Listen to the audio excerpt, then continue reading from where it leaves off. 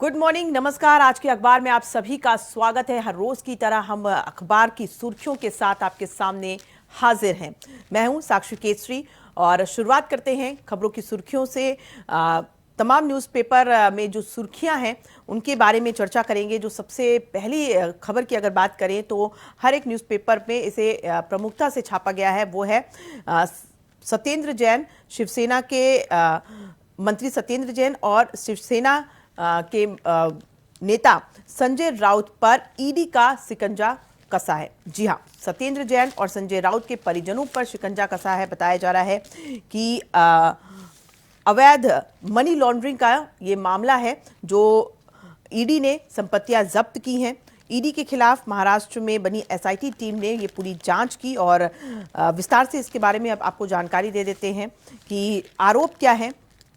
ED के मुताबिक सत्येंद्र जैन के परिजन कुछ ऐसी फर्म से जुड़े हुए थे जो पीएमएलए कानून के तहत जांच के दायरे में हैं।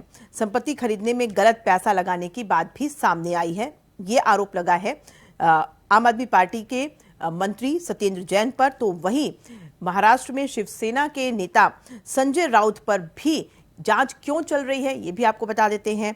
पात्रा चाल मामले में एजेंसी को पता चला कि प्रवीण की पत्नी माधुरी ने संजय राउत की पत्नी वर्षा को 55 लाख का ब्याज मुक्त कर्ज दिया था, जिसका इस्तेमाल फ्लैट खरीदने में हुआ था। तो अचल संपत्ति का ये पूरा मामला है जिसमें ईडी ने सख्त कार्रवाई की है और दोनों ही नेताओं के परिजनों पर जो उनके संपत्तियां हैं उनको जब्त की गई हैं। ये जो है सुर्खियों में है ये खबर। हालांकि इसमें अब जो अपडेट होगा वो हम आप तक पहुंचाएंगे, जो भी अपडेट इस पर मिलती है। फिलहाल संपत्तियां जब्त कर दी गई हैं दोनों नेताओं के परिजनों की। और ये भी आपको बता दें कि ये जो दोनों ही नेता हैं, प्रवर्तन निदेशालय ने शिवसेना संजय राउत की पत्नी और उनके परिवार के सदस्य से 11.15 करोड़ रुपए की संपत्तियां अटैच की हैं। 11 करोड़ से भी ज्यादा की संपत्तियां अचल संपत्तियां पाई गई हैं जिनको कि जब्त किया गया है। तो ये रही जो सुर्खियों में है। तमाम न्यूज़पेपर में ये खबर दिख रही है। वहीं आगे बढ़ते हुए दूसरी खबर की भी बात कर लेते हैं, जो कि दैनिक जागरण हो, चाहे अमर उजाला हो, चाहे दैनिक नवभारत टाइम्स हो, इसमें इस खबर को प्रमुखता से बताया गया है। और वो ये है कि एक बार फिर से केंद्र सरकार ने यूट्यूब चैनलों को बैन किया है। जी हाँ, राष्ट्रीय सुरक्षा पर खतरा बताते हुए 22 यूट्यूब चैनल्स को बंद कर दिया गया है, जिनमें से आपको ये बता दें कि 4 जो है 4 पाकिस्तान से संचालित हो रही थी ये चैनल और 18 भारतीय न्यूज़ चैनल्स को बैन किया गया है। और अगर इसके पहले की भी बात करें तो ऐसा पहले भी किया गया है देश की सुरक्षा को देखते हुए, और अब तक 78 चैनलों पर रोक लगाई गई है। ये भी आपको बता दें कि मंत्रालय की तरफ से ये बताया जा रहा है कि आखिर इन यूट्यूब चैनलों को ब्लॉक क्यों किया गया है, क्योंकि ये चैनल बड़े ही धड़ल्ले से भारतीय सेना जम्मू कश्मीर से जुड़ी खबरें, झूठी खबरें जो है परोस रहे थे। पाकिस्तान से संचालित कई सोशल मीडिया खातों से भारत विरोधी सामग्री पोस्ट की जा रही थी। यूक्रेन संकट से संबंधित भी ऐसी खबरें परोसी जा रही थी जो कि भारत की विदेश नीति और उसकी छवि को प्रभावित करती है, और इसी वजह से इन चैनलों को बंद कर दिया गया है।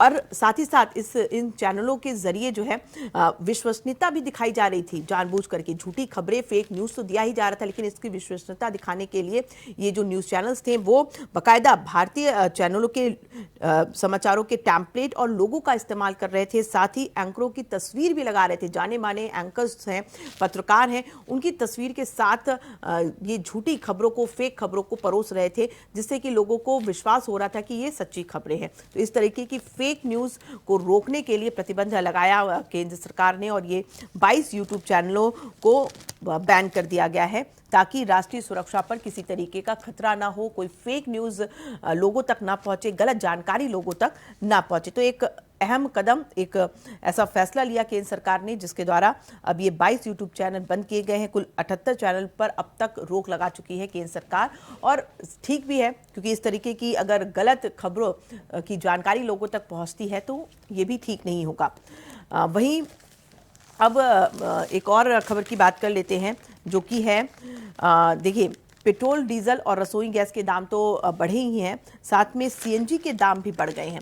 और ये खबर बहुत महत्वपूर्ण इसलिए भी है क्योंकि आजकल लोग इससे परेशान भी हैं। जो लोग कैब का इस्तेमाल करते हैं एक जगह से दूसरे जगह जाने के लिए, कैब का इस्तेमाल करते हैं, चाहे वो ओला हो चाहे उबर हो, उनके लिए ये खबर बहुत महत्वपूर्ण है। ये जानकारी जो है ये नवभारत टाइम्स ने यहाँ पर दी है। आपको बता दें कि सीएनजी के जो दाम बढ़े हैं उसकी वजह से कैब ड्राइवर्स जो है वो यात्रियों से मनमाना पैसा वसूल कर रहे हैं। ये कह रहे हैं कि अगर एसी चलवानी है तो इसके लिए एक्स्ट्रा चार्ज देना होगा। कई बार यात्री और ड्राइवर के बीच बहस भी हो रही है इसको लेकर के कि एक्स्ट्रा चार्ज क्यों दिया जाए, जबकि वो पूरी जो यात्रा का जो चार्ज है उस पर इंक्लूड रहता है।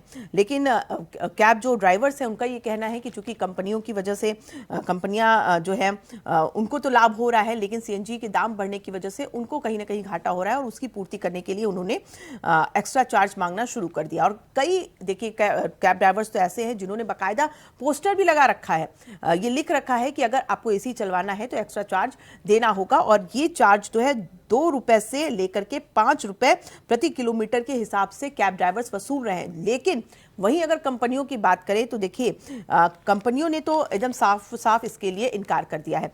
उबर के प्रवक्ता, उन्होंने साफ साफ कहा है कि हमारी तरफ से ये कोई भी चार्ज नहीं लिया जा रहा है, अलग से चार्ज लेने का कोई नियम नहीं है।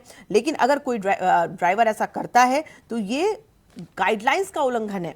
तो इसलिए अगर आपसे भी कोई ड्राइवर इस तरीके की डिमांड करता है, एक्स्ट्रा चार्ज करता है, तो आप तुरंत उसकी शिकायत उबर या फिर ओला, जिस भी कैब का आप इस्तेमाल कर रहे हैं, उस पर आप शिकायत कर सकते हैं। क्योंकि साफ साफ कंपनी की तरफ से ये कहा जा रहा है कि ऐसा कोई भी नियम नहीं है, कोई भी एक्स्ट्रा चार्ज लेने की बात नहीं कही गई है, ये ड्राइवर खुद से ऐसा कर रहे हैं। और इस चीज़ का आपको भी ध्यान रखना होगा, जब भी कोई ड्राइवर अगर एक्स्ट्रा चार्ज मांगता है तो आप उस पर शिकायत दर्ज करा सकते हैं उस ड्राइवर के खिलाफ कंपनी में। तो ये चूंकि आज की जो भागदौड़ भरी जिंदगी है और जिस तरीके से कैब का लोग इस्तेमाल करते हैं, ऐसे में ड्राइवर्स कहीं ना कहीं उसका फ़ायदा उठा रहे हैं और लोगों को परेशान कर रहे हैं।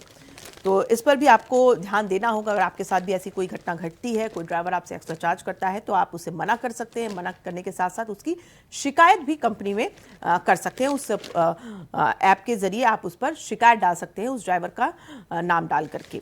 तो चलिए अब आगे बढ़ते हैं और ये जो तमाम खबरें हैं इस पर हमारी नज़र बनी रहेगी।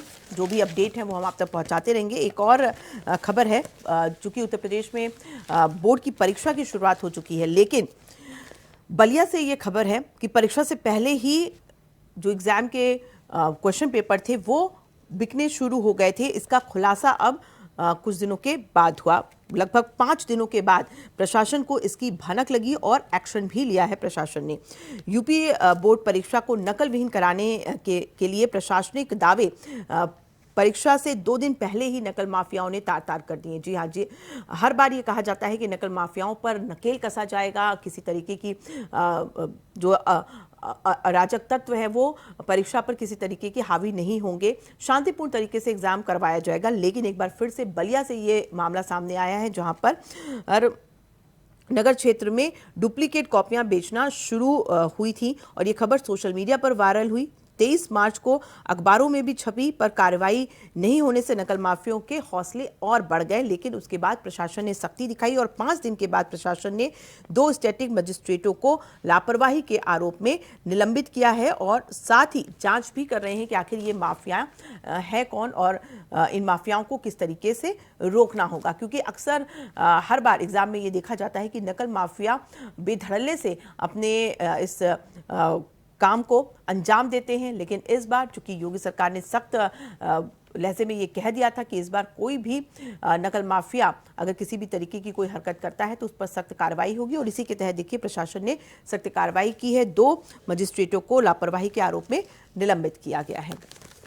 तो ये रही ये तमाम खबरें जो आम जनता से जुड़ी हुई हैं, जो सीधे सरोकार रखती हैं आपसे, हमसे। और ये वो तमाम पेपर की जो फ्रंट पेज की जो सुर्खियां हैं, इसके बारे में हम आपको रूबरू करा रहे हैं। वहीं बात कर लेते हैं यूक्रेन और रूस के बीच चल रही युद्ध की, तो इसमें भी अपडेट यही चल रहा है कि अब यूक्रेन के राष्ट्रपति जेलेंस्की कहीं ना कहीं पीछे हटने की बात कर रहे हैं, क्योंकि लगातार रूस जिस तरीके से हमलावर है, लगातार हमला कर रहा है और खार्किव हो चाहे कीव हो, इन शहरों पर लगातार कब्जा करने की तैयारी में है। अब चूंकि देखना होगा कि आखिर युद्ध थमेगा कब, क्योंकि युद्ध की जो प्रक्रिया है, जो युद्ध रूस चला रहा है, हमले कर रहा है, उसको लगातार रूस ने जारी कर रखा है। वहीं ये तमाम खबरें जिस पर आज नज़र रहने वाली हैं, और आज चूंकि नवरात्र का 5वां दिन है और स्कंद माता की पूजा अर्चना करने के लिए लोग मंदिरों में पहुंच रहे हैं, भक्तों की तांता वहां पर लगी हुई है। भक्त जो है मंदिर में पहुंच करके माता को प्रसन्न करने में लगे हुए हैं ताकि उनकी मनोकामना पूरी हो। ऐसा माना जाता है कि नवरात्र के 9 दिनों में माता के अलग अलग रूपों की पूजा अर्चना करने पर माता प्रसन्न होती हैं और मनोकामना पूरी करती हैं। तो फिलहाल इन खबरों के साथ ही मैं विराम दूंगी। कल फिर हम हाजिर होंगे आज के अखबार में और आपको तमाम खबरों से रूबरू कराएंगे। साथ ही ये भी बताएंगे कि कौन सी खबरों पर क्या अपडेट आएगा जिस पर हमारी नज़र होगी, और दिन भर हम उस पर नज़रें बनाए रखेंगे और आप तक अपडेट पहुंचाते रहेंगे। तो फिलहाल आज के अखबार में इतना ही। मुझे दीजिए इजाज़त। नमस्कार।